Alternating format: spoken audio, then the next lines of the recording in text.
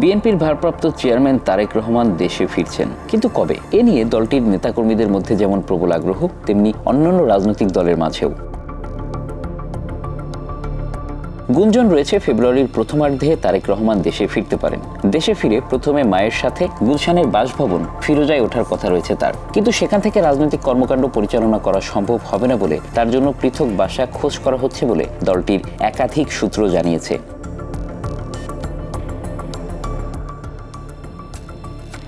দলটির একাধিক সূত্র বলেছে, তারেক রহমানের নিরাপত্তার বিষয়টি খতিয়ে দেখতে গত ডিসেম্বরে যুক্তরাজ্য থেকে 4 সদস্যের একটি প্রতিনিধি দল বাংলাদেশে ঘুরে গেছেন। বিজয় দিবসের আগেই তারা যুক্তরাজ্যে ফিরে যায়। দলটি তারেক রহমানের মামলার বিষয়ে আইনজীবীদের সঙ্গেও কথা বলেছে। প্রতিনিধি দলটি তারেক রহমানের জন্য বাসাও খোঁজ করেছে।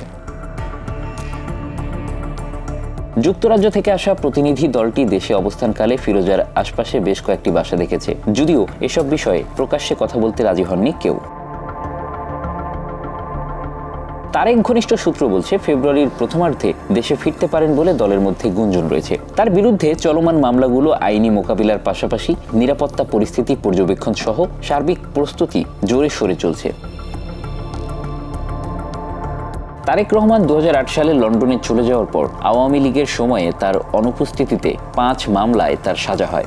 দায়ের করা হয় শতাধিক মামলা। আদালতের চোখে তিনি হয়ে যান পলাতক আসামি। এমনকি তার বক্তব্য, বিবৃতি প্রচারেও নিষেধাজ্ঞা আসে।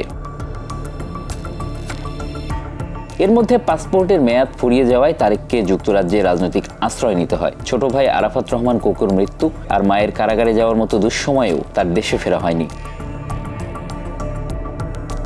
ছাত্র জনতার অভ্যুত্থানে 5 আগস্ট শেখ হাসিনা ভারতে পালিয়ে যাওয়ার পর বিএনপির তৃণমূলের কর্মীদের মধ্যে আশার সঞ্চার হয়। তারা ভাবতে শুরু করেন এবার হয়তো দেশে ফিরবেন তারেক রহমান।